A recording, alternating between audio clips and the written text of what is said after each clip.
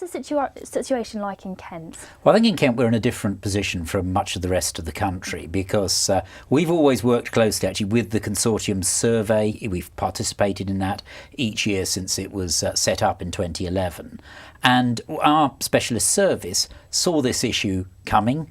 The consortium's report quite rightly highlights how we've had many teachers who are specialists in this area reaching the point of retirement or certainly heading that way, and clearly there's not been in many parts of the country the recruitment to match that. And how difficult is it to recruit these specialist teachers? Well, it certainly is something that requires quite a lot of work, but it is something that's we've put a lot of effort into. Over the last decade, some 30 teachers have undergone the training to become a teacher of the deaf. That includes some who are going through it at the moment, but it's something that we've consistently worked on. And as I say, I think the specialist service in Kent looked at this issue some years ago, realised that this was indeed looming as a problem because many of those teachers were reaching retirement age, and acted accordingly. So it certainly has proven to be ultimately successful in ensuring that we do get decent levels of coverage. There are around 550 children within our education system across Kent, school and preschool, who are deaf or have a hearing impediment. So as you can see, the ratio of support to them is much higher than what was being described in some parts of the country.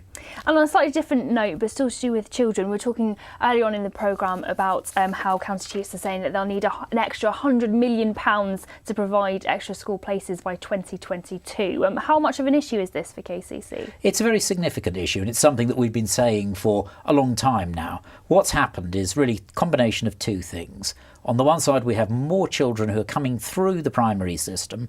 We've had big increases actually in our primary schools over the last 5 or 6 years to respond to that increased number.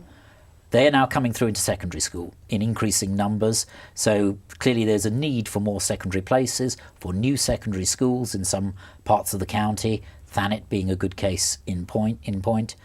The second thing that's happened is that the so-called National Free School Programme has not been able to deliver in some of those key areas. That means it ultimately falls back to us to ensure that we run a process, what's called a competition process, for other free school providers to come forward. That's exactly what we're doing in Thanet at the moment.